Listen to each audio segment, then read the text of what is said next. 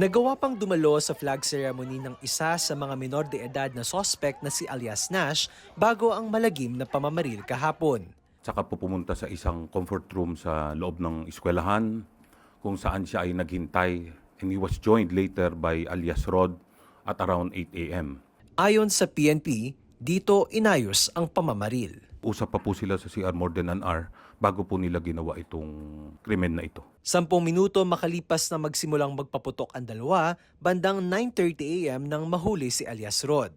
11:15 a.m. naman nang mahuli si alias Nash. Sumailalim rin sa medical examination ang dalawa kagabi at sila'y nasa kustodiya na ng City Social Welfare and Development Office o SWDO. Since they are considered as very dangerous, ay kasama po rin ang pulis natin doon sa opisina po ng CSWDO. Base sa investigasyon, mula sa isang security agency sa Cebu ang baril ni Rod. Base naman sa panayam ng Newswatch Plus kay Tacloban PNP Public Information Officer Evelyn Diaz, tinukoy ang source ng baril. Yung lolo daw po ng isang suspect, yun yung naisyuhan noong revolver. So dating empleyado doon, security guard yung lolo. At hindi na naisauli nung ma-separate siya sa agency. Samantala, kinumpirma ng PNP na ang baril ni Nash ay pagmamay-ari ng kanyang tiyahin na isang pulis na isinailalim na sa restrictive custody at iniimbestigahan. Dagdag ng PNP, hindi pa kumpirmado na bullying ang motibo sa krimen. Sabi po nila, yung isa daw po ay pinagtatawanan yung haircut niya. The other one ay siguro dahil maliit siya.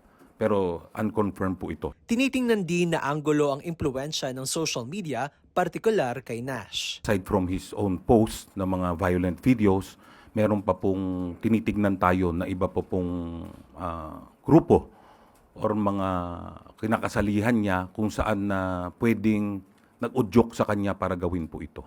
Kaugnay nito, pansamantala munang pinatanggal sa online platform sa bansa ang larong Gorbax na pinaniniwala ang nakaimpluwensya sa isa sa mga sospek. Ayon sa Cybercrime Investigation and Coordinating Center, pag-aaralan nila kung may kinalaman ang gaming sa pagsagawa ng krimen. Isang araw makalipas ang insidente, nagsimula namang maghigpit ng seguridad ang ilang mga eskwelahan sa bansa. Sa Roxas Oriental Mindoro, mahaba ang pila ng mga estudyante dahil sa security check. Gayon din ang sitwasyon sa iba pang paaralan.